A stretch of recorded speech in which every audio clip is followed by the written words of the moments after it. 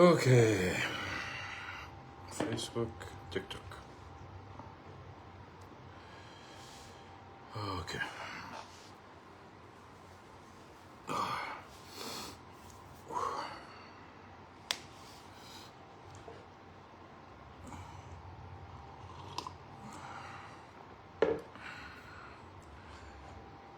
حبايب، شلونكم؟ السلام عليكم. ان شاء الله كله بخير. اليوم راح نفتح ان شاء الله تيك توك وفيسبوك. فيسبوك كرادة، تيك توك سامو. واليوم جمعة، بس انتظر الشباب تجمع بالطرفين ونبدي ان شاء الله بالاسئلة.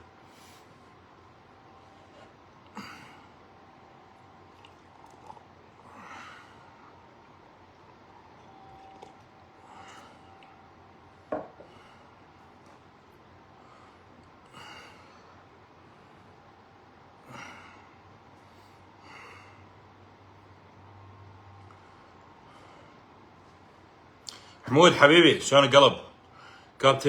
كابتن شنو برنامجك الغذائي؟ كم وجبه؟ شنو مكوناته؟ وشلون تتلاعب بالكارب؟ حسب حيدوري. حاليا توني خلصت بطوله قبل 3 ايام، فاللي قاعد اسويه بهالايام هذه بس بعد البطوله ارجع اكلي الاسبوع قبل البطوله حتى شويه ما يصير عندي ريباوند واعبي مي ودهن بشكل سريع. وبالعاده هذا اصلا مو زين لجسمك، يسبب مشاكل بالكبد بالكلى، يسبب ضغط عالي على الجسم. فحاليا اكلي غريب، يعني كاربي قليل لانه توني مخلص من بطوله، ومن بعد البطوله بس اريد ارجع جسمي بالتدريج اطلع بيه بالكارب. لكن بعد شهر تقريبا شهرين راح تشوفني اكل اتوقع بحدود 50 غرام بروتين للوجبه، والكارب بحدود 100 غرام، ممكن 80 الى 100 غرام. حبايب قلبي، حبيبي ادم، 80 الى 100 غرام. الفات بالعاده الفات يعتمد، يعني الفات انا بالعاده اخليه عالي باول وجبه وباخر وجبه، بس اذا جتني فترات احس بيها انه مثلا جسمي معبي بيها اكثر من اللازم للكارب، او فترات مثلا ما قاعد اتمرن بيها بشكل عالي، اقلل من الكارب وارفع من الفات بهاي الحاله. فما دام تمريني شديد وقوي وموجود، الكارب عندي اعلى يكون. هذا قصدي، بس بالتدريج حاليا، بس بسبب اما كميه الوجبات 6، ما اكل اقل من 6 وجبات، مرات 7 مرات 8 اذا يومي كان اطول. اذا كنت بسفر حبيبي النور نورك قلبي، اذا كنت بسفر مرات يمكن اكل 10 وجبات، لانه تعرف اليوم ممكن يتقدم يصير يوم ثاني وياه، فحسب بس مو اقل من 6.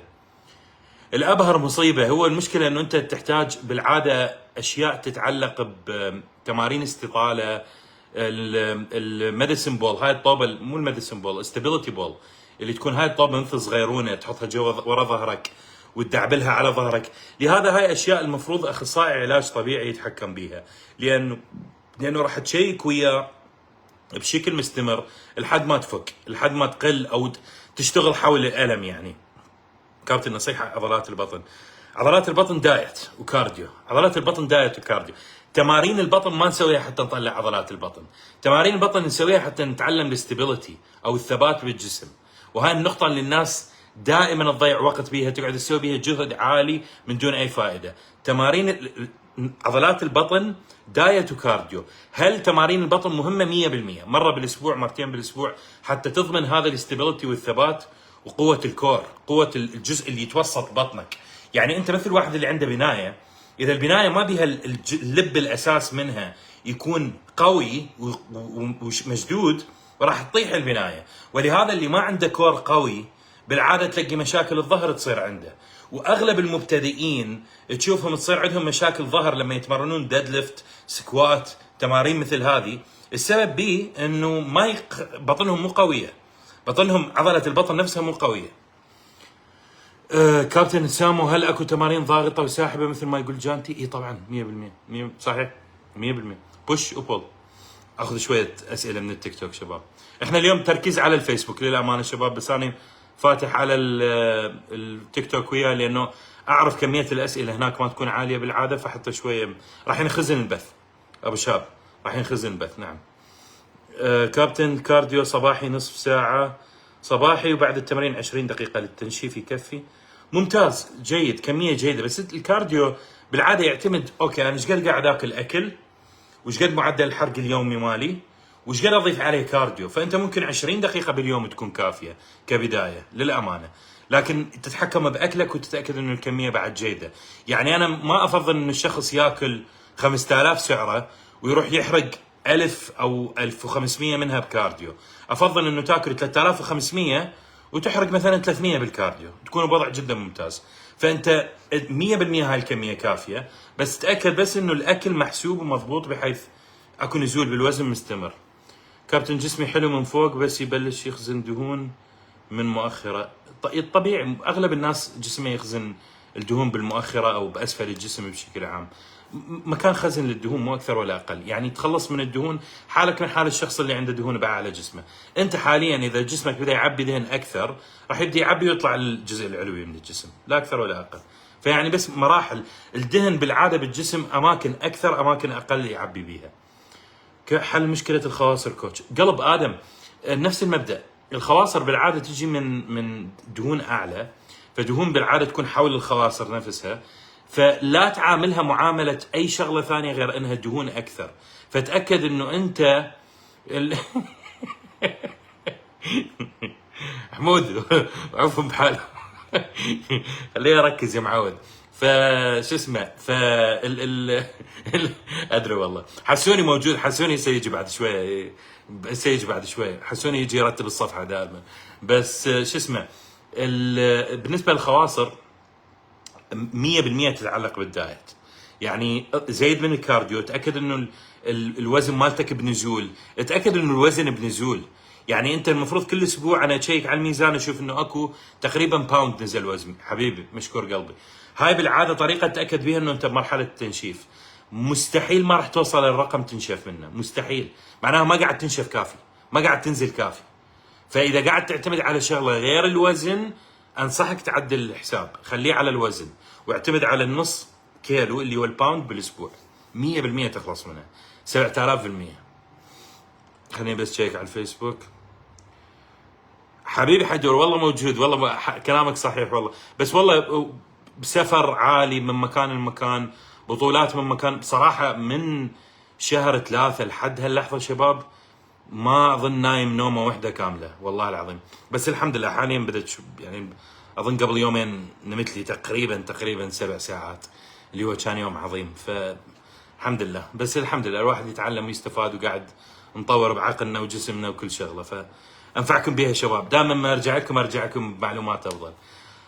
سؤال كابتن، هل تعتبر حركه جيده اضافه الكارب فقط في 3 وجبات الفطور وقبل التمرين وبعد التمرين، وبقيه 3 وجبات تكون بروتين وسلطه ودهون صحيه؟ ممتازه هاي حيدور هاي دائما انصح بيها. دائما انصح بيها الشباب اللي تريد يكون عندها نظام صحي، تسيطر على انسولين افضل، تسيطر على نشافه افضل، مع طاقه جيده خلال اليوم. بصراحه هذا النظام الافضل، هو هذا النظام اللي انا استخدمه بالتنشيف ويا اغلب الناس. اكو بعض الناس تحتاج كارب اكثر من تحتاج كارب اكثر، نحاول ننطيهم اياه بالوجبه الرابعه ممكن او بالوجبه الخامسه، لكن بشكل عام اغلب البشر هذا النظام الافضل لها بالتنشيف. كارب اعلى مع اول وجبه، كارب قبل التمرين وكارب بعد التمرين. وللامانه اذا اريد اقلل كارب من هاي الوجبات حاليا واقول اوكي هذا الشخص يحتاج تقليل اكثر، ابدي بالوجبه الاولى. يعني يكون الخطوه اللي بعدها انه اقلل من الوجبه الاولى واترك قبل وبعد التمرين، لانه انت اهم كارب عندك قبل وبعد التمرين. الكارب بالوجبه الاولى مو الاهم. هل هو جيد؟ هل ينطيك طاقه جيده، جلوكوز من الصبح، دماغك يشتغل بشكل افضل؟ 100%. لكن اذا انت بمراحل تنشيف متقدمه واجا الخيار عندك، فتاخذ من الصبح وجبه الصبح وعلى هالمساء، ومن ترفع الكارب نفس المبدا، ترفع بالتدريج من قبل التمرين الى بعد التمرين الى الصبح الى الرابعه الخامسه السادسه. كابتن انا بعد التمرين اكون تعبان كثير واروح انام. هاي شغله متوقعه وطبيعيه. التمرين متعب شباب، التمرين ما المفروض يكون سهل. يعني دائما الناس تسالني هالسؤال، بس يعني انت ما المفروض تطلع من التمرين تحس نفسك مرتاح وفرحان هذا جزء يتعلق بحبك للجيم، لكن مرتاح ما المفروض يحصل، لانه انت تمرينك عباره عن هدم للعضلات اكثر مما هو بناء للعضلات. فان طلعت مرتاح معناها ما تمرنت جيد، سواء كان بايسبس او رجل. يعني مرات عندنا احنا الناس ما تحس بهالشعور الا تطلع من تمرين الرجل. المفروض انت باي تمرين تطلع بشعور متعب، تحس انه حطيت جهدك بيه. هاي شغله جيده قلب. ونام بشكل جيد ممتاز. هاي يعني جسمك قاعد يطلب منك المطلوب حتى تتقدم وتتطور. ممتاز. كابتن سؤال يرحم موتك، السايكل الواحد ياثر؟ حبي مو سالفه، اولا اكيد ممكن ياثر 100%، يعني ما حد يقدر يضمن هذا الجزء. ثانيا الجزء الاهم هي مو سالفه ياثر لو ما ياثر، هي سالفه انه اني من ابدي بسايكل مستحيل تستخدم سايكل وحده بحياتك. من تبدي بسايكل سلم لي، لانه الشعور اللي راح يجيك، الحجم اللي راح يجيك، الطاقه اللي راح تجيك، التاثير اللي راح يجيك اوعدك وعد من 15 سنه ادرب ناس بهذا المجال، ولا واحد بحياتي شفته ينجح بهالموضوع. لانه انت ما راح تقوم تفهم كمان الاجسام من دون الهرمون من بعدها. اي شخص مستخدم هرمون من تخليه يوقف هرمون وتخليه يتمرن طبيعي فتره، ما ينتظر اللحظه اللي يبدي بيها السايكل مره ثانيه، لانه دائما يجي الشعور اللي اجاب. والمشكله الشعور اللي يجيك باول سايكل ما يجيك بثاني سايكل وثالث سايكل، يجيك مره واحده وفي مال لا، يجيك شعور بحجم افضل وطاقه افضل وكل هالامور ويروح من بعده. فالنصيحه والسؤال الاهم، هل انا عندي القدره اني ابدي هرمون والتزم به منها 20 سنه؟ هذا السؤال اللي تسال به نفسك. اذا عندك القدره وعندك الاهميه، يعني انا اوكي هاي 20 سنه من استخدام هرمون، اكيد ممكن السبب عندي مشاكل بجسمي، اكيد ممكن عندي السبب مشاكل جنسيه نفسيه، كل هاي السوالف 100%. اي شخص يقول لك كذاب، انه ما تسبب، كذاب، خصوصا لسنين طويله. اضمن لك صدقني، يعني ادخل بمراحل نفسيه وخباليه 700 مره بالسنه، بس الحمد لله يعني الواحد يكون افضل ويفهم هاي الامور بشكل افضل، يعرف يتعامل وياها بشكل افضل. لكن مهما حاولت ما تبالغ، تستخدم قليل، تستخدم عالي، راح ترجع لنفس النتيجه. مستحيل تستخدم سايكل وحده. اسال اي واحد هنا راح يقول لك نفس الكلام. كابتن يعني جانتي يقول العب بنش بريس لعضله الصدر وغيرها، لكن لازم تنهي تمرينك بالغطس او التفتيح والبول اوفر للصدر. مو غلط، كلام صحيح، كلام صحيح. المبدأ انه احنا نتكلم عن بوش وعن بول، عن سحب وعن دفع. الدفع بالعاده، العفو، البوش هو الدفع والسحب هو البول. فاذا انا اجي اريد اسوي تمارين سحب، راح تكون اشياء لها علاقه بالظهر، بالبايسبس، بالرجل الخلفيه، هاي كلها تعتبر تمارين سحب، لان انا قاعد اسحب الوزن الجسمي، اسحب الوزن، اسحبه. اذا انا ادفع، راح ادفع الوزن، فانا راح ادفع الوزن على صدري، راح ادفع الوزن على الترايسبس، راح ادفع الوزن على الرجل الاماميه، راح ادفع الوزن على بعد شنو كتفي، راح ادفع الوزن على كتفي. فعلى هالاساس بس اشتغلي. يعني هذا الجزء اللي يريد الواحد يعرفه، انه انا راح اسحب بتمارين وراح ادفع بتمارين، والمبدا صحيح 100%. حبيبي احمد والله مشتاق لك. انا اسف اليوم فاتحين البث على الفيسبوك يعني بالتحديد، بس قاعد اخذ اسئله شويه منا ومنا حتى الكل يستفاد، ولانه هنا بعد ينحفظ فنستفاد منه.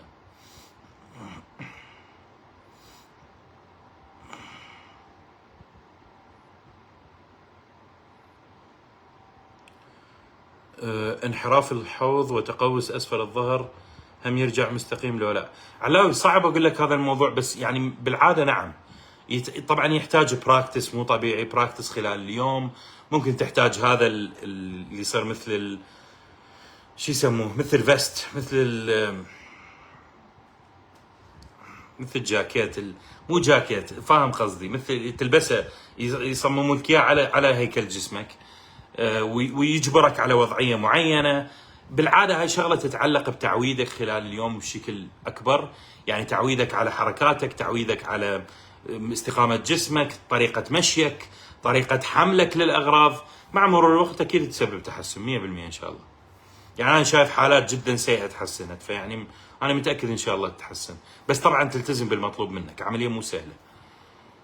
كابتن شنو سبب جلطات القلبيه هوايه تصير؟ والله قلب ألف شغله تسببها. انت المشكله عندك حاليا يعني الدنيا مليانه اسباب ممكن تخلي قلبك ينجن، من مكملات الطاقه اللي بيها جرعه مرعبه من الكافيين، الى مشاريب الطاقه اللي بيها جرعه مرعبه من الكافيين، الى عدم معرفه الناس بجرعه الكافيين وتاثيرها، الى اللي ياخذ لك اشياء من وراء الكواليس لها علاقه بمهدئات للقلب، اللي ياخذ مهدئات للنفسيه، اللي ياخذ جماعه الانتي ديبريسنت اللي بالتيك توك تعرفون جماعه مضادات الكآبه.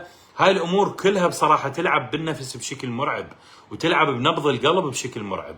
قسم منها يهبط بالقلب، قسم منها ينشط من القلب، اللي يستخدم اشياء اللي تصحي للدراسه مثل ادرال وغيره. يعني انت عندك حاليا العالم مليان وسائل لتفجير القلب، ومرات ابسط طريقه لتفجير القلب هي خلط شغله صحي وتنيم بنفس الوقت. وهاي اظن اكثر شغله تسبب عند الناس الوفيات.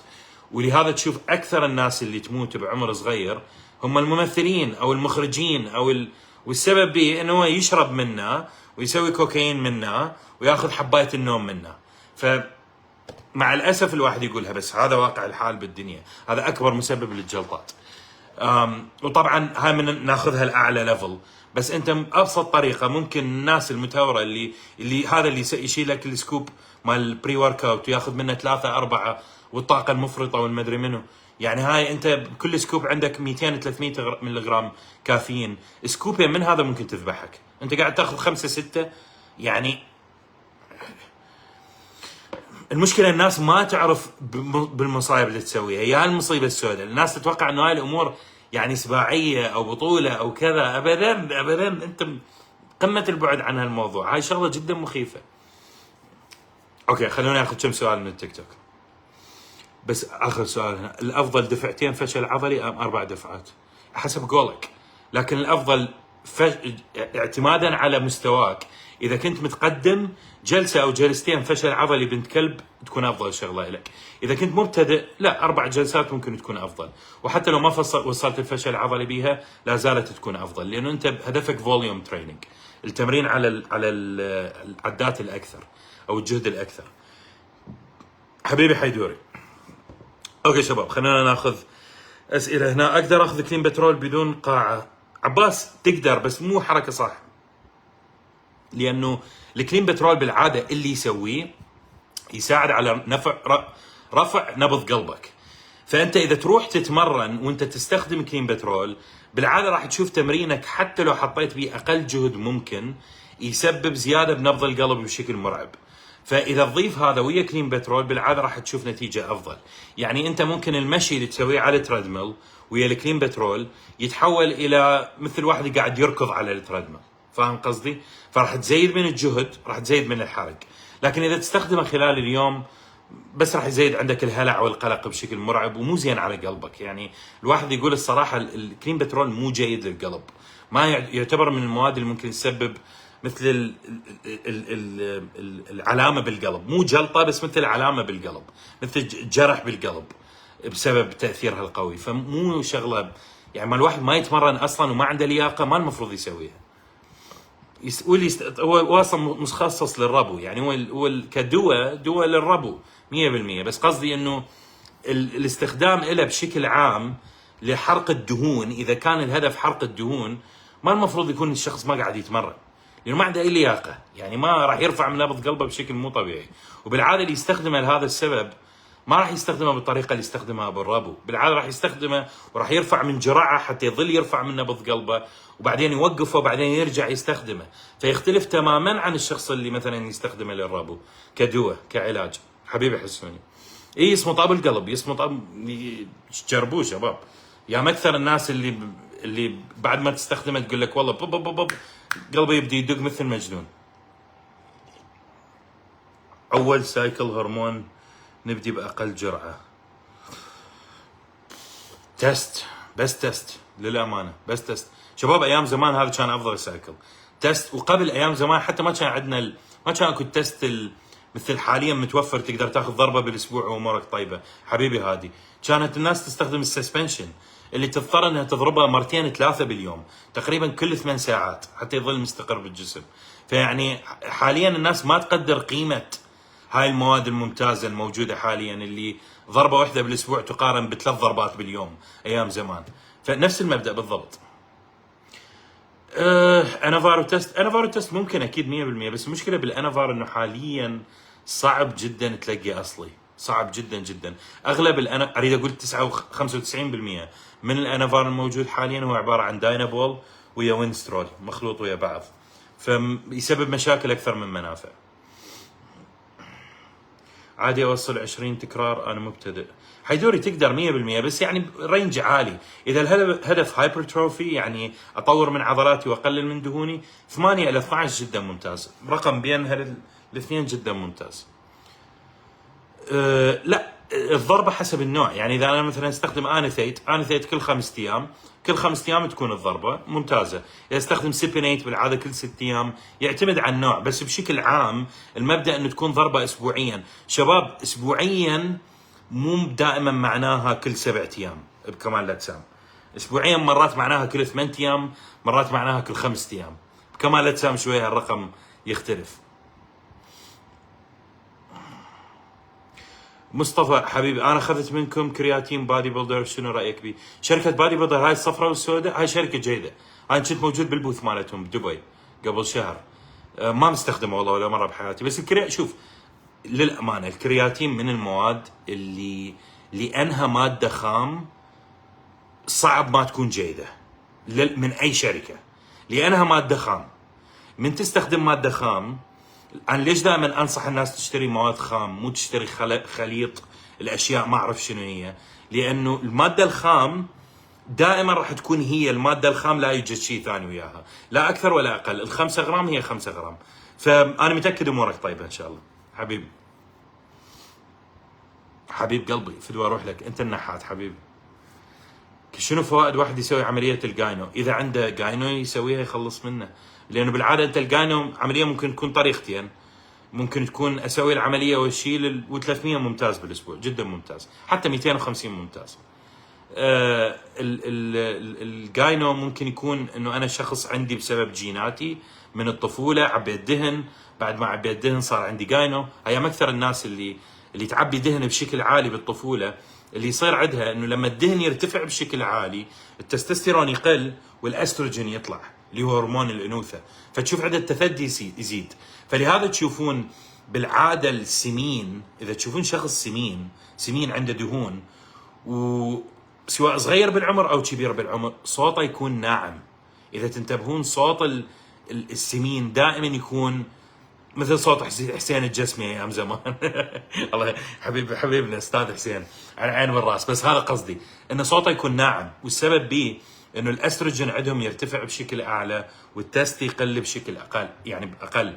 فاللي يصير انه يصير عندهم جاينو. فممكن هذا يكون وحده من الناس اللي صار عندهم الجاينو. الجزء الثاني يكون مستخدم الهرمون، مستخدم الهرمون يطيح هرموناته وينزل يرفع التست الى درجه يرفع التست الى درجه انه الاستروجين وياه يقوم يطلع.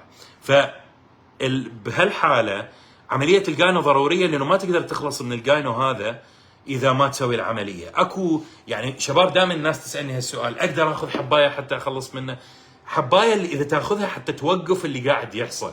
فانا مثلا حاليا بدا عندي الجاينو، وشفت انه انا قاعد استخدم مضاد للاستروجين كمثال، والجاينو لا زال قاعد يحصل، معناه هذا المضاد ما كان كافي، فممكن احتاج اني ارفع من الجرعه مالته حتى اقلل من الاستروجين. هذا ممكن تسويه، وخلال هاي العمليه انت اوريدي تكون عندك شويه جاينو. يعني ما تقدر تخلص من هذا اللي تكون، لكن تقدر تمنع القادم، او على الاقل تقلل منه على قد ما اقدر.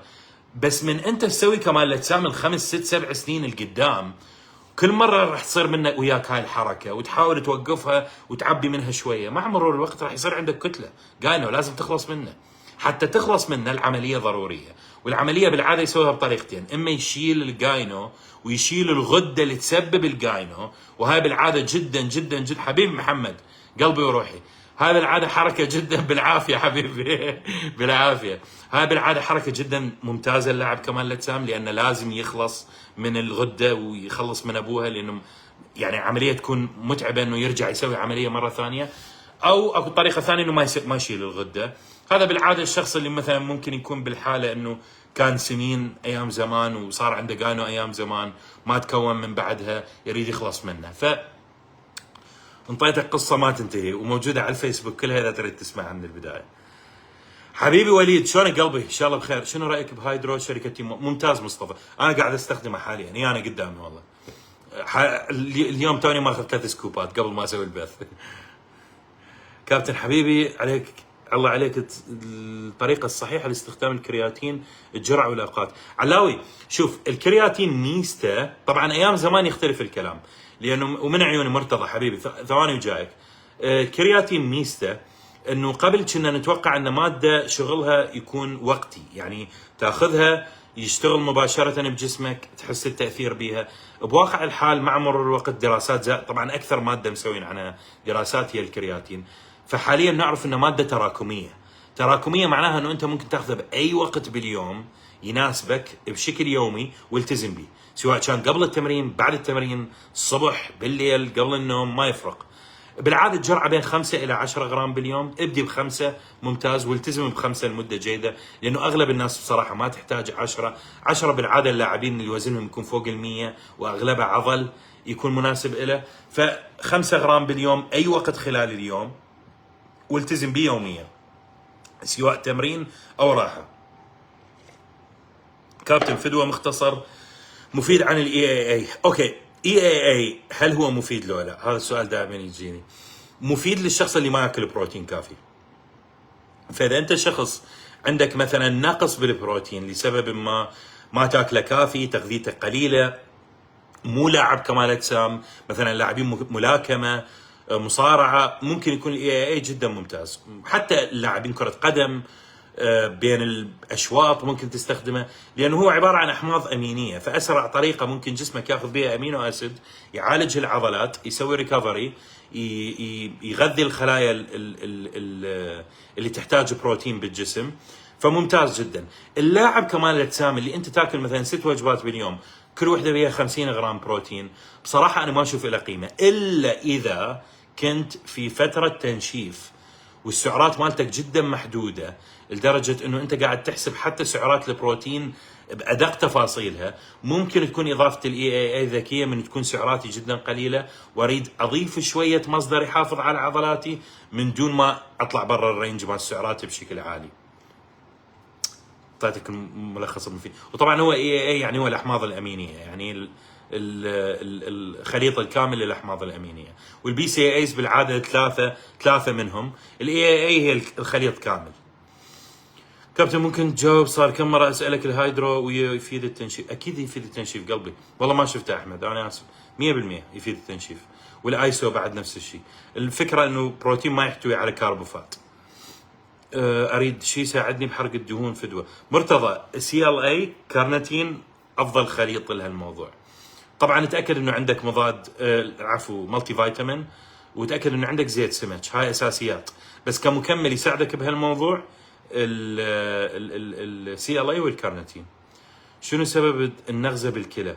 توفي هاي سوالف قله ماي، هاي سوالف مال الواحد ما يشرب ماي كافي، ولو ما ادري وين اروح يظل وياي. نغزه الكلى، نغزه كبد، هاي سوالف الها علاقه بديهايدريشن دائما، قله ماي، ومشكله هاي مصيبه سوداء عندنا بالعراق. ما حد عندنا، اكثر بلد تصير به مشاكل حصو وسوالف مال مثلا فلتريشن او اشياء لها علاقه بفلتره الكلى، فلتره الكبد، تحصل عندنا بالعراق او الدول العربيه بشكل عام بسبب عدم شرب ماي كافي. كابتن شنو رايك بالكورسات؟ انا احسها تجاره.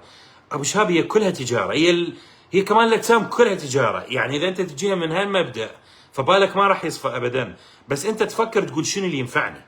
يعني انت شباب، اذا انتم بعدكم تفكرون بسوالف تجاره وغير تجاره، اي شغله بهالمجال كلها تجاره، من هدومك الى لباسك الى تمرينك الى القاعه الى اشتراك الجيم الى كل نقطه تسويها عباره عن تجاره. فانتم احنا بالعراق لازم ننسى فكره التجاره هذه، لانه تلعب براسنا تخلينا نحس انه البشر لانه هو تاجر القدامي معناه هو راح ينصب عليه.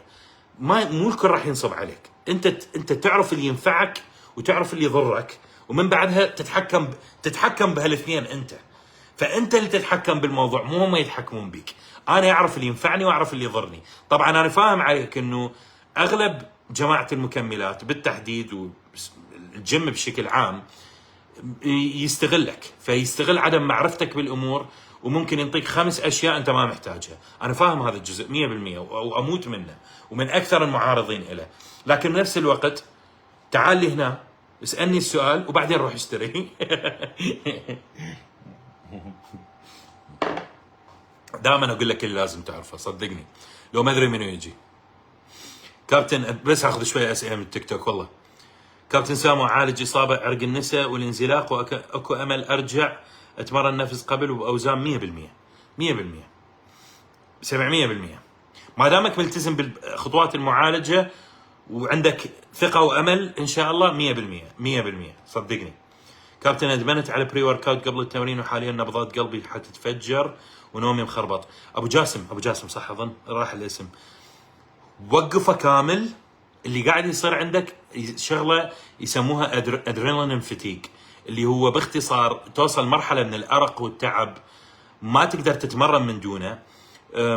اصلا النشاط اللي يجيك منه ما يقارن بالكان يجيك منه قبل. يعني انت حاليا ما تصحصح منه، انت كل اللي تحس بيه انه قلبك يدق مثل المجنون وما تقدر تنام. وهذا من اعفن الاشياء اللي ممكن تجيك، لانه لا هي انت فعلا صاحي ولا هي انت فعلا مركز ولا تقدر تتمرن بقوه. لانه لما الواحد نبض قلبه يدق، حبيبي والله ترى تخبل، والله حبيبي ابو شهاب اشكرك، هاي انتبهت عليها. ما تقدر شباب، اذا الواحد يدخل للجيم ونبض قلبه يدق بشكل مرعب وهو بعده ما بادي بجلسه واحده، شلون راح يتمرن بقوه؟ شلون راح يتمرن بقوه؟ فهاي النقطة أنا كنت أفكر بيها، لأنه أنا جتني فترات قبل 10 سنين كنت أستخدم مكملات بري ورك اوت بشكل مجنون، إلى درجة إنه الدوامي كان متعب، أداوم باليوم يمكن 12 14 ساعة، وبشركات مال نقل، شركات مال التركات وهاي الأمور. فمن تخلص يومك تكون وبعدين تجي للبيت تقعد على الكمبيوتر تسوي فيديوهات وما ادري، بما تروح للجيم انت اصلا كاره البشريه كلها.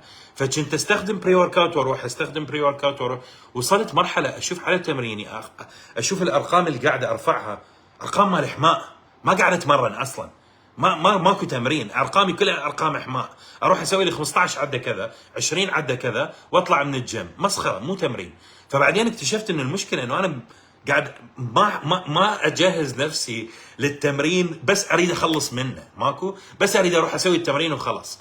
من اخذت خطوه لورا، الخطوات اللي سويتها انه اولا وقفت البري ورك اوت كامل، قطعته كامل، رجعت له بعدين، بس رجعت له فقط بايام مثلا تمرين رجل، تمرين ظهر، ايام الاصعب، وما استخدمت اي بري ورك اوت يتعدى 200 ملغ للكافيين.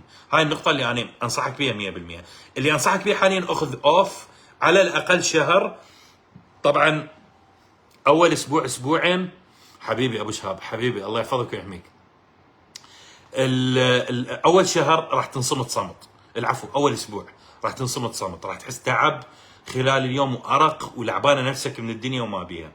بس من يعدي راح تحس دماغك يبدي يشتغل افضل، نومك يبدي يرجع الوضع الطبيعي، كل هاي الامور تبدي تتحسن. من تتحسن طاقتك تبدي تتحسن، هضمك يبدي يتحسن، مزاجك يبدي يتحسن، يا اخي حتى تقوم تروح للحمام بشكل طبيعي، كل الامور تتحسن صدقني والله العظيم حبيبي.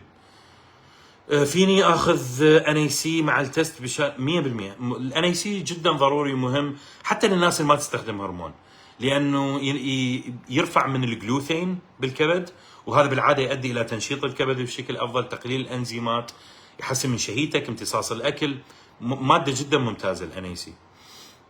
كابتن عندي مشكله بتنظيم النوم، شنو نصيحتك؟ ابتعد عن السهرات توفي. المشكله احنا وهذا الشغله انا اقول لكم الصراحه، من جيت للسعوديه انتبهت على يعني شلون السيستم ما يخليك تقدر تنام من وقت. يعني انت الناس كلها تصحى بالليل وحياتها تبدي بالليل، وعكس اللي انا اسويه تماما. فيعني انا من كنت مثلا اروح انام بالتسعة، اصلي العشاء وانام، اقوم ثاني يوم مثلا بالاربعة، اطلع بالاربعة ماكو احد، ماكو ذبانه بالشارع، ماكو اي مخلوق بالشارع. يعني انا مجنون، الناس الموجوده برا هي الناس اللي بعدها قاعده من اليوم اللي قبله، مو ناس صاحيه تبدي يومها من جديد.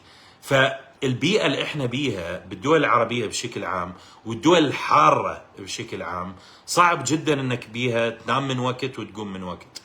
فهذا اللي انت تخلي ببالك انه هذا الصح، هذا هو الصح. يعني مهما يجيك واحد يقول لك انه لا ترى انت لازم تصحى، انت لازم تسهر، انت لازم الاضويه تشتغل بهالوقت، الناس تطلع بهالوقت. انسى هذا الكلام، ركز على اللي انت فعلا ينفعك. اتاكد انه هاي النقطه انت تنفعك، ابدي اشتغل على اساسها. لا تسهر، لا تقعد بالليل تحط عينك على تلفزيون وعلى تليفون وعلى سوالف بالعاده تعور من دماغك ما تنفعه. تعلم تقرا كتاب قبل النوم، تعلم تطفي الاضويه قبل النوم او تطفي الاضويه حول وقت النوم. تعلق الاضويه الصبح من وقت، او الشمس اذا تطلع عندك من وقت بعد افضل. خلي روتينك دائما صبح اقوم بالليل انام، صبح وماكو اي سبب يمنعني اني اخربط هالروتين. سوالف حبيبتي ما حبيبتي ما ادري منو شباب، هاي يعني ما اوصيكم بها، بس يعني اذبحوهم. كابتن اشرح عن واي كي 11. واي كي 11 ابو جاسم ما احبه، يسبب مشاكل بصفار العيون. واحده من اكبر السايد افكتس اللي يسويها انه يسبب صفار دائم بالعيون، فانتبه من عنده لا تستخدمه. هذا المايوستين وابو المايوستين. وبصراحه ما يعني ماكو شغله علميه تثبت انه يسبب هاي النتيجه مال المايوستين اللي يتكلم عنها. بس سالفه صفار العيون هاي مصيبه سوداء، فانتبه يعني جدا خطيره. صفار دائم، ابو صفار. قلب سامو جم على اليوتيوب. احنا ان شاء الله من الاسبوع الجاي نبدي نرجع ان شاء الله فيديوهات على اليوتيوب بعد. وين هاي الكاميرا؟ هي انا تنتظركم. بعدها بترابها مستخدمها يمكن مرتين، كل سنه اشتري وحده جديده واستخدمها مرتين. كابتن الانيسي بالعاده بين الوجبات تريد يكون، فمثلا بين الوجبه الاولى والثانيه، بين الوجبه الرابعه والخامسه، ما تاخذه ويا الفيتامين او ويا الوجبه نفسها، تاخذه بين الوجبات. فمثلا اكلت الوجبه الاولى ب9، الثانيه ب12، اخذه مثلا ب11، يكون ممتاز. كابتن انا لاعب متوسط طبيعي، انا اكل بروتين كلش قليل، يعني 4 بيضات صدر 150 غرام، الباقي الكارب والكثير بطاطا مسلوقه دهون صحيه. وزني 70، اريد افخم، طولي 166، اتمرن 4 ايام. شنو رايك؟ انا صار لي 2 يصير اخذ تستوستيرون بس. قلب انسى التستوستيرون. اولا يعني هذا اخر همك حاليا، اخر همك، لانه انت اذا تريد التستوستيرون اروح اسوي تحليل دم واشوف اكو حاجه بجسمي الى اشوف التست عندي عالي لو قليل، وهذا يكون سؤال ثاني تماما بعيد عن كل هالمخطط اللي على اليمين. المخطط اللي على اليمين اللي هو تغذيتك وتمرينك اللي انا قاعد اشوفه، اكلك فيه جدا قليل البروتين. البروتين ما تقدر شباب، شوفوا مهما تطلع دراسات حاليا تقول لك انه البروتين قليل ماكو مشكله، انا ما شفت لاعب واحد بحياتي بعمري جاب حجم جيد سواء طبيعي او يستخدم هرمون من دون كميه بروتين جيده. ما قاعد اقول لك بالغ بيها، بس كميه لازم تكون جيده، لانه انت البروتين شباب ما يستخدم بس للعضلات، انت كل خليه بجسمك تحتاج بروتين، اظافرك، شعرك، جلدك، جسمك، كل خليه بجسمك تحتاج امينو اسيد، تحتاج بروتين. فاذا انا اضيف كمال الاجسام فوقها واضيف مشروع مثل الضخامه فوقها، فانا جسمي راح يكون له حاجه اكبر من للبروتين، لانه راح يبدي بهاي الاساسيات اللي هي ظافري وشعري وجسمي وما ادري منو، وبعدها راح يبدي يحول الى الجزء الثاني اللي هو عضلاتي. فاذا انا ما قاعد انطي جسمي كميه كافيه من البروتين ما راح اقدر اتطور. يعني انت بالنسبه لك حاليا وزنك بحدود ال 150 باوند، انت تحتاج على الاقل بحدود ال 150 160 غرام بروتين باليوم، وهي الكميه اللي قاعد تاكلها قلب ما قاعد تعدي بيها ال 50 باليوم. يعني انت جسمك قاعد ممكن جدا يخسر عضل ما يبني عضل لما تروح للجيم، لانه هو طبعا راح يخسر عضل وقت التمرين، بس لما تجي الوقت اللي بيه التغذيه اللي تعوض هذا النقص ما راح تلقيها، راح تاكل راح جسمك يبدي ياكل نفسه. فانت الخطوه الاولى قبل ما افكر بتستوستيرون، قبل ما افكر بخطوه رقم 20، افكر بخطوه رقم 1 اللي هي مثل واحد اللي عنده زرعه ويقول كابتن انا راح اجيب هاي الزرعه ما راح اخلي بيها طين ولا راح اخلي بيها ولا راح اسقيها، بس راح انطيها سماد، راح اظل اخلي لها سماد على قد ما اقدر، وكل شهر راح اجيب لها سماد جديد، بس لا بيها طين ولا بيها مي. زين شلون يعني شلون تنمو؟ في نفس المبدا بالضبط. انت عضلاتك تعاملها معامله الزرعه اللي ورايا. والله حطها حتى بس مبدا استخدمها لكم من احكي بهالموضوع، لانه فعلا هو بالضبط من تحكي بالعضلات كانك قاعد تتعامل زرع تريده ينمو، يحتاج الطين، يحتاج الماء، يحتاج المكان الصحيح، يحتاج التكرار اليومي او حسب المطلوب بالتغذيه هذه، يحتاج الاسماد، يحتاج الشمس، ويحتاج التكرار بهذا الموضوع. فانت ان فهمت الموضوع بهاي الطريقه راح تتطور بشكل مرعب. ان فهمته بمبدا ربعنا اللي هو عباره عن لازم اكو حل اختصر به الطريق، والحل هو اني ابدي سايكل ودائما هذا الحل عندهم، ودائما هذا الحل ما يوديهم وين ما يريدون يروحون. المشكله هو اللي يصير انه هو يحصل عنده شويه تطور، وهذه الشويه تخليه تتوقع انها عبر نهر، وهي شويه بالعاده مرفقه بدمار صحته. فابدي المسار الصح من المكان الصح، وابدي اشتغل على جزء البروتين. الفات والكارب عندك جيد، ما بي مشكله، بس ابدي اشتغل على جزء البروتين، تاكد من هذا الجزء، وامورك طيبه. من بعدها راح تبدي تتطور، وراح تبدي تحط حجم. انت بوزنك هذا تقدر توصل ممكن لل90 من دون ما تستخدم اي شغله للامانه. وشباب اللي بالتيك توك هنا انتم مجربين، يعني انا اغلب اللاعبين عندي طبيعي، اثبت لهم بالعاده انه الطبيعي يقدر يتقدم من خلال هاي الامور اللي احكيها. يعني شباب، يعني اتمنى انتم اغلبكم تعرفون انا ما من راسي هاي الامور، هاي امور يعني مثبته على مدار سنين. شلون اعالج الانزلاق؟ قلب ما تقدر تعالج انزلاق سؤالك الي بهالطريقه. انت هاي شغله اولا يعتمد على نوع الانزلاق، ثانيا يعتمد على شده الانزلاق، ثالثا يعتمد على توفيقك بخطوات الريكفري اللي اخذتها ويا المعالج الطبيعي. اكو ناس بشهر تحس بتحسن، اكو ناس بشهرين. فهاي شغله تتعلق بجسمك، تتعلق بجيناتك، تتعلق بشده الاصابه اللي صارت عندك. بنفس الوقت من تجي جزء الجيم بالعاده يتعلق بالاشياء اللي احنا نتجنبها.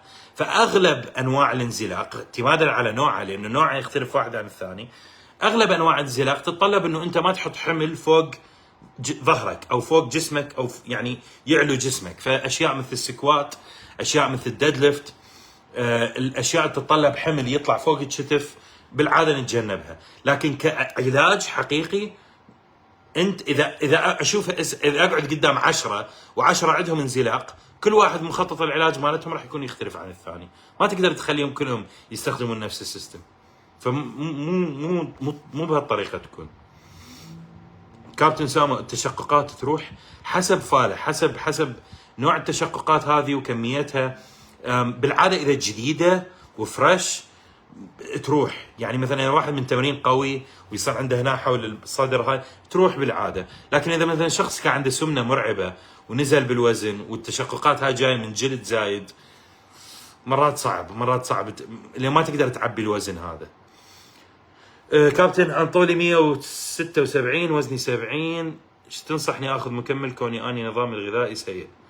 اوكي، شوف، راح انصحك بهالمكملات سواء كان نظامك سيء او جيد، لانه هي هالاساس وهذا اللي لازم تسويه بالحالتين. لكن انصحك بعد بنفس الوقت انه ما تعتمد على هاي الاشياء كبديل النظام الصحي، لانه ماكو اي مكمل يغني عن نظام صحي، لهذا يسموه مكمل. فالاساسيات سواء كان نظامك الصحي جيد او سيء هي بروتين، ايسو او هيدرو، انا اللي افضلهم لانه قليله فات وكارب وخفيفه على المعده، امتصاصها سهل، جيده جدا، ما تعاني من امتصاصها.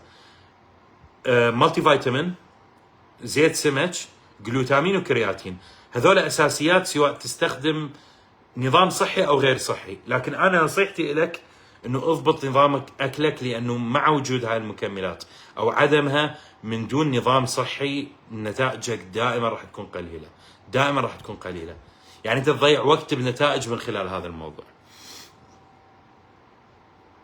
انا طولي 188، وزني 114 كيلو، صار لي شهرين بالتمرين. اذا كان البروتين اللي احتاجه مثلا 230 غرام وانا جاي اخذ 150 وهدفي هو خسارة الدهون، زيادة العضل، هل يكون جيد اني لا لازم حتى شنو المكملات قلب؟ شوف، ما حد يقدر يجزم بهذا الموضوع، لكن المثبت علميا لانه ما تقدر تجزم. ممكن اللي انت قاعد تسويه ينفعك ويكون ممتاز بالنسبه لك. لكن المثبت علميا انه الحاجه للبروتين مثل ما قلت لك ضروريه واساسيه، والحاجه تتطلب اشياء بعيده عن العضلات، يعني خلايا كل خليه بجسمك تحتاجها مثل ما ذكرنا. فهذا اللي احنا متاكدين منه. فهل اذا تسالني اني تقول لي اوكي هل تفضل انه اكل 230 مقارنه ب 150؟ اقول لك 100% اكل 230. هل اتوقع انك راح تشوف نتائج افضل من 230؟ اتوقع راح تشوف نتائج افضل ب 230. هل اجزم انه انت ما راح توصل للنتيجه اللي تريدها ب 150؟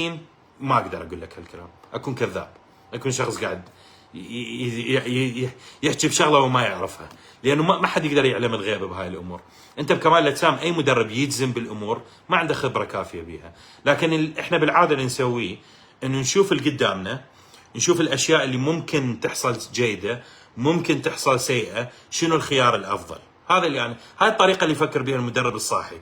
اما المدرب اللي يقول لك اخذ 3 حبات باليوم، واحده الصبح واحده الظهر واحده العصر، هذول اللي حافظين السيستم وما يدري اصلا ال3 حبات وين راح تروح وش راح تسوي وشنو الفائده منها. وهذول مو بس موجودين عندنا بالعراق وبالدول العربيه، هذول موجودين بكل مكان، حتى هنا قسم منهم حتى محترفين هنا ويحكون بهالاسلوب. قمه الغباء. كابتن منو احسن، كريم اوف رايس لو الكاربولين ينشرب؟ الاثنين نفسها. الكاربولين مصنوع من التمن والاذره، الكريم اوف رايس كله تمن. الاثنين نفس الشغله، الاثنين سرعتها عاليه. الكاربولين لازم يكون اسرع لانك راح تشربه. الكريم اوف رايس جدا سريع لانه اوريدي يعني مبروش وبي مي، وبالعاده اذا تستخدم مال اطفال بعد سرعته اكثر بالامتصاص.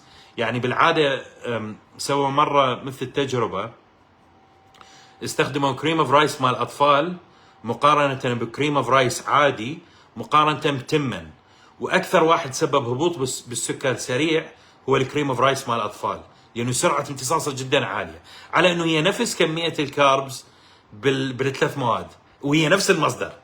يعني هي تمن هنا، بس هذا يعني طاحنيه، هذا ضايفين له مواد تسرع من امتصاصه، وهاي تاثيرها بنفس الكميه. فاهم قصدي؟ فاتوقع الكاربولين يكون الاسرع بناء على هالكلام. بس ان شاء الله المعلومه نفعتك حبيبي. لايبو 6 من اقدم يمكن اقدم حارق دهون سامع بيه بحياتي كلها. ما اظن اصلا موجود اللايبو 6 الحقيقي او اللايبو 6 الحقيقي اللي كان موجود ايام زمان. اللي كان موجود ايام زمان كان ابن كلب شباب، لان كانوا ضايفين بيه مواد ممنوعه اصلا، ما كان مثل حالي. اما الموجود حاليا نفس مبدا الهيدروكسيكات، ما لها اي مواد تعبانه بصراحه. اما تجيها ايام زمان بالتسعينات هاي كانت مصيبه سوداء، الهيدروكسيكات واللايبو 6 جدا قويه كانت، لان اظن كانوا يضيفون بها افدرين، يخلون بها ECA باختصار، فيضيفون بها افدرين كافيين واسبرين، وحاليا ما يقدرون يضيفون اي وحده منها ما عدا الكافيين، ما يقدرون يضيفوها، فتغير الخليط. سامو جيم حبيبي مصطفى، اكلي مو كلش يعني زين، اريد اخذ غذاء، ايش تنصحني؟ علاوي صح؟ علاوي اكلك هو اهم شغله، بس ما قاعد افهم شنو تريد تاخذ غذاء؟ تقصد مكمل غذائي؟ اذا مكمل غذائي انصحك ببروتين واي ايسو او هايدرو، بس ما يغني عن اكلك. شباب لا تعطون نفسكم العذر انه تخلون اكلكم تعبان، لا تعطون نفسكم الشخص هو ينطي نفسه السبب باللي ينفعه ويضره. اذا انا فاهم مضره اللي قاعد اسويه وفاهم التغير راح يحصل من خلال تغيير الغلط اللي قاعد اسويه، انا متاكد الناس راح تغير هذا الغلط. بس المشكله انه اغلب الناس بناء على المجتمعات اللي احنا بيها ما تشرح للناس الضرر اللي يحصل من خرابيط اللي احنا نخربطها. افضل مثال عندنا المدربين بالاوف سيزون، يقول لك اكل اي شغله انت بالاوف سيزون. هذه اخيس معلومه اكتشفت في تاريخ كمال الاجسام كله. مبدا اكل اي شغله هو المبدا اللي خلى كل واحد جسمه مثل بطيخه بالاوف سيزون. الكوليسترول عنده ابن كلب، القلب عنده ابن كلب، نبض القلب عنده ابن كلب، كارديو على اساس بالاوف سيزون ما له قيمه، اشياء كلها عكس الصح. انت يعني مبدا ال الاكل الصحيح شغله يعني المفروض تكون جاهزه قبل التمرين، قبل ما تبدي تتمرن، لانه الناس تسويها قبل ما تفكر بالتمرين، هذا الصح. فلا تعطون نفسكم العذر انه ما تمشون على اكل صحيح او اكل نظيف او روتين نظيف، خصوصا من انتم عايشين حاليا ببلدان الاكل الصحي بيها يعني متوفر بكل مكان، ماكو اي عذر بعد للناس مثل ايام زمان. شباب، من افضل الجسم من ناحيه ابو جاسم؟ هاي مو الدي 3 والدي، هاي مو الطريقه، انت ما تقدر اصلا تفصلهم بهالطريقه. الدي 3 بالعاده اللي يجيك من الشمس، اللي يجيك من اشعه الشمس، فانت اصلا يعني هو اللي يؤخذ كمكمل بالعاده هو الدي 3 اصلا، يعني ما تقدر، ما له علاقه الموضوع بمنو افضل كمال الاجسام وغيره، هو الاساس هو اللي يجيني من اشعه الشمس اللي هو الدي 3. فالموضوع هو نفسه، هو نفس الفيتامين، نفس الجزء، بس الدي 3 بالعاده اللي يجيك من اشعه الشمس، واثنينها اهميتها وحده لكمال الاجسام، نفس التاثير واحد وجدا اساسي، ومو بس كمال الاجسام، الفانكشن مال الجسم كله يحصل به. كابتن الجروث ايش قد وينطي نتيجه اذا استخدمته واحده فقط بدون اضافه؟ هو شوف قلب، مباشره يبدي شغله، من اول يوم يبدي شغله، لكن ممكن اذا تتكلم عن نتائج مظهريه بالعاده يقول لك بين الاربع الى الست اشهر، انا بصراحه احس بيه من اول اسبوع اذا ابدي بيه. اما استخدامه بدون مواد ثانيه، انا هاي يعني ما انصح بيها، لانه استخدام الاثنين الى سينرجي، او يعني من تخلط طاقتين سويه، انرجي وانرجي تنخبط سويه تصير سينرجي يعني مثل الطاقه القصوى.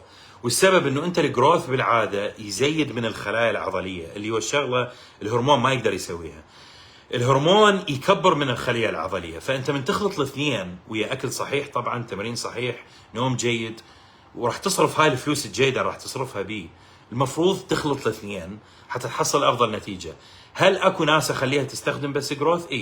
اذا كان شخص مثلا عنده زواج، وبالعاده هاي كميه جدا عاليه، يعني على مدار ال 15 سنه اللي انا بيها ادرب ناس بهالمجال، اريد اقول انه من اغلب الناس اللي تجيني هي ناس مقبله على زواج، فانا بالعاده الروتين اللي استخدمه وياهم للي يريد يستخدم هرمون، لانه يعني بالعاده يجيك يقول لك اوكي كابتن حضرت ترامبولون وحضرت، اقول له اخويا حبيبي قلبي انت مقبل على زواج مو بطوله، فاولا اهدى يا ترامبولون ايش قاعد تحكي؟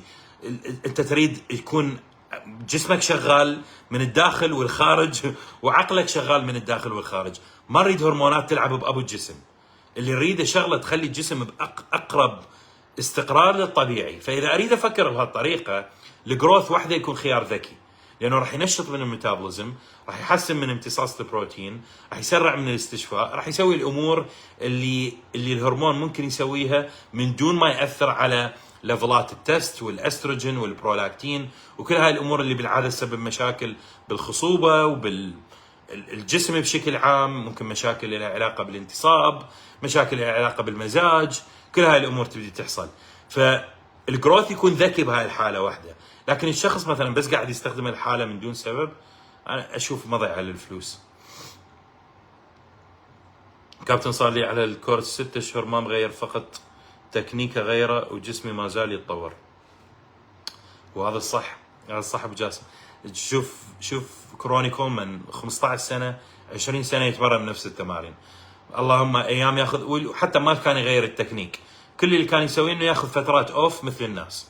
احنا مشكلتنا اللي ما نخلي الناس تتطور انها ما تاخذ ايام اوف كافيه، من تتمرن يريد يتمرن 6 7 ايام بالاسبوع، ومن ما يتطور يستغرب. الواقع الحال انت ما قاعد تعطي جسمك مجال انه تتقدم بالتمرين هذا وتكون افضل، فمن ما تعطي هذا انت تتوقع انك قاعد تكون افضل به، لانك راح ترجع تكرره، بس التحسن يحصل من خلال اوزاني تطلع، ادائي يتحسن، كنترولي يتحسن، انت تشوف التمرين يسوء ما يتحسن، لانه ما يرحم نفسه، وان رحم نفسه ما يكون عباره عن بريك مخطط ذكي مرتب مخطط له، يكون عباره عن انا والله انشغلت بهاي الفتره وبطلت اروح الجيم شهرين، بعدين يرجع يقرر يرجع يروح للجيم، من يرجع للجيم يرجع يعيد نفس الخريط.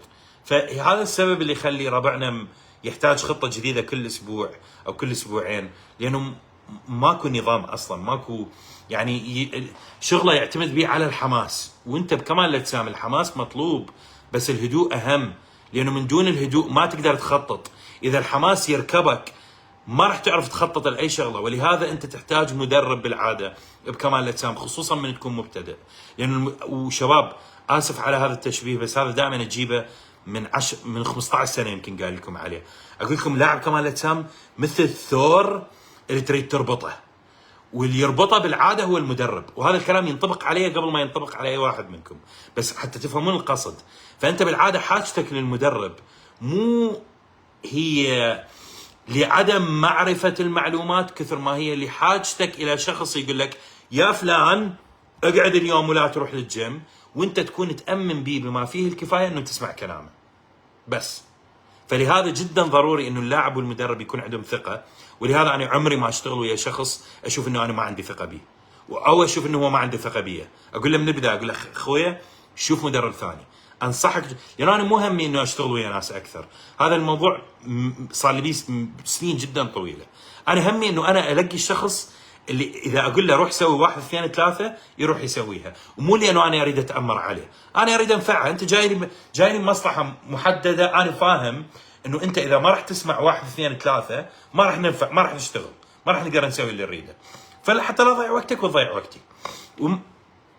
وبصراحه ما اريد الناس تروح تحكي علي على شغله هي اصلا ما كانت جيده بيها. فانا من البدايه اضبط هذا الموضوع. اذا شفت فلان ما ماشي عدل اقول له اخويا توكل وانا الممنون، وادز له اسماء المدربين 10، اقول له روح عليه مع واحد ازعجهم كثر ما تريد. كابتن انا متوسط في حاير بين المجموعتين لحد انا الكابتن انا متوسط. اوكي فهمت عليك. انت متوسط يعني بكمال الاجسام، فحاير بين المجموعتين لحد الفشل العضلي او 3 إلى 4 مجموعات بنظام تكرار، شنو تنصحني؟ ابراهيم اذا قاعد تتطور على نظام 3 إلى 4 مجموعات استمر عليه 100%. اذا شفت انه لا تطورك ما قاعد يحصل ومن اسبوع لاسبوع جسمك نفسه، حول على نظام الفشل العضلي 100%، ابسط طريقه.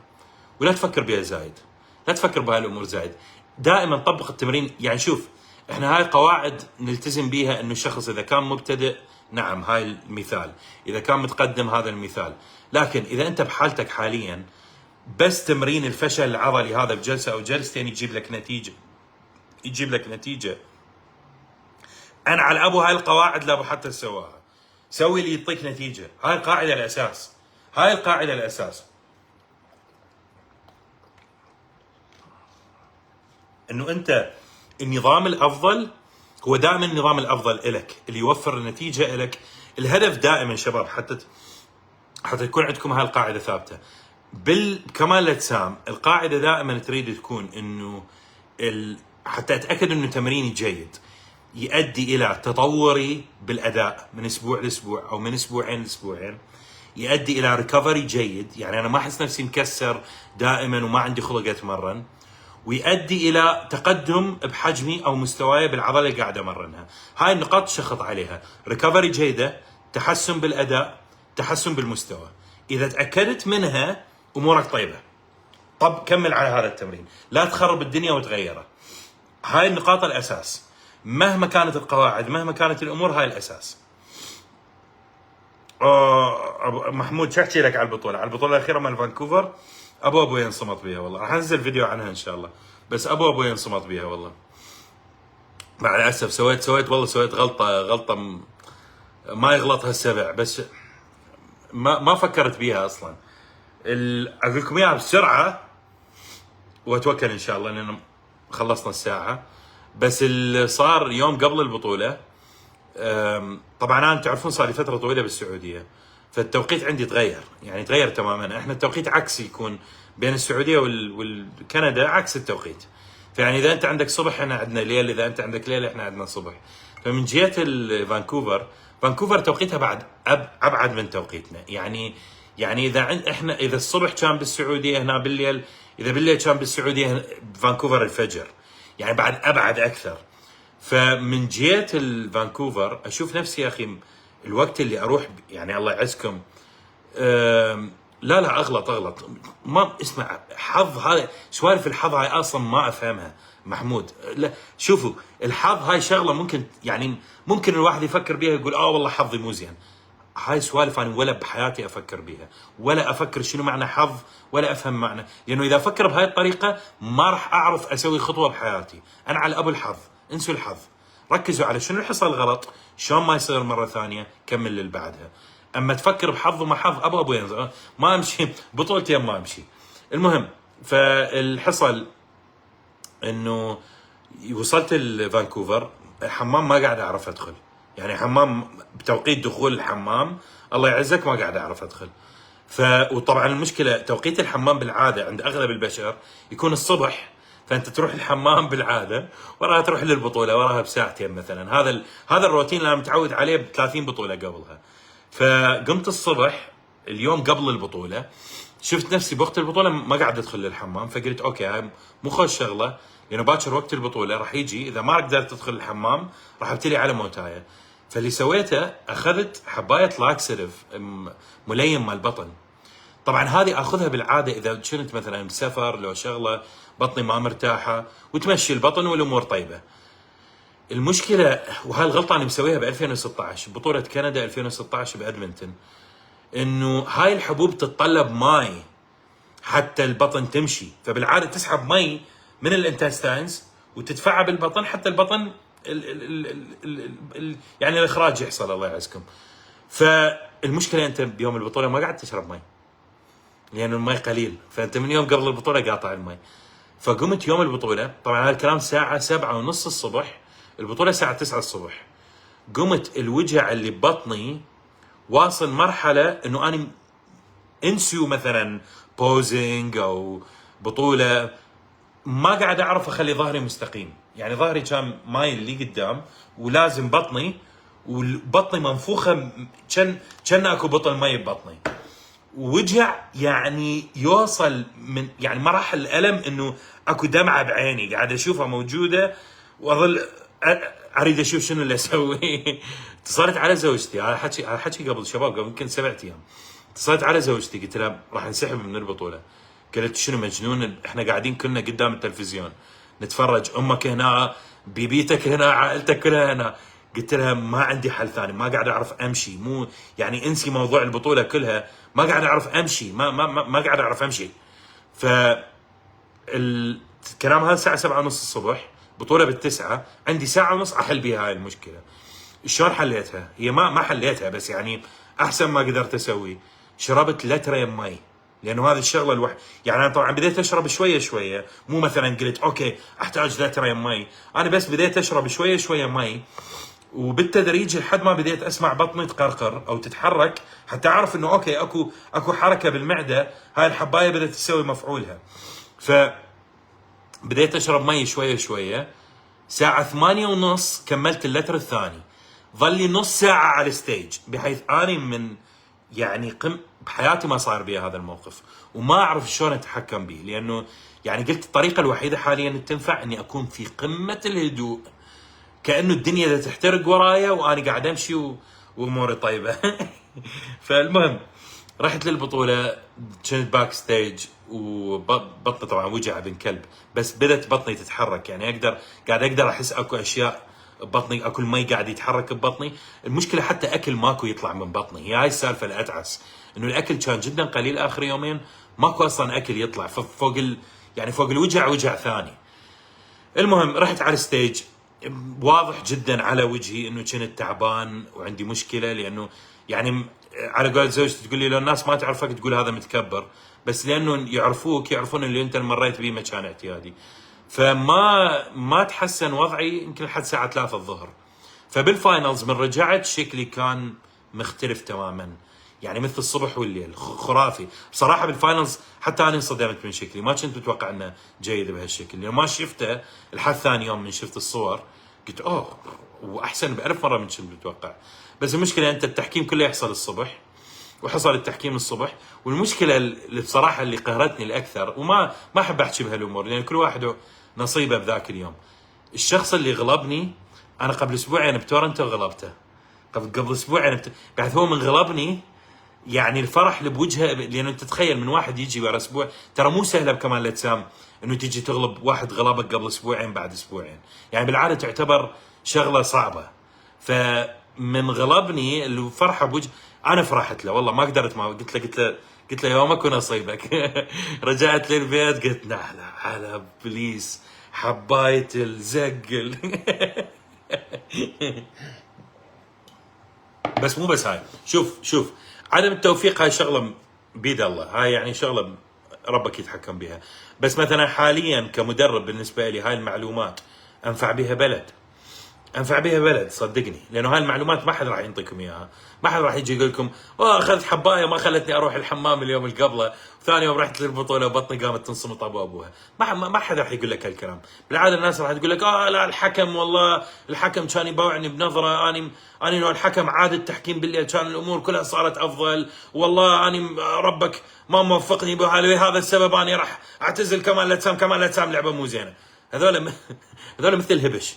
انت باع على روحك، شنو اللي حصل؟ غلطه اني مسويها لا اكثر ولا اقل. هل اقدر اعدلها البطوله الجايه؟ 100%. هل اذاني الموضوع؟ 100%. هل اذاني الى درجه اني ما اقدر احله؟ لا، خلص. اللي بعده حبيب قلبي شباب، باكر ان شاء الله يوم، لا باكر ما اقدر، يوم باكر والله ماخذ بيبيتي ورايحين على مدينه ثانيه. بيبيتي جتي عندنا من العراق وما جايه عندنا، يعني ما شايفها صار يمكن 18 سنه اكثر.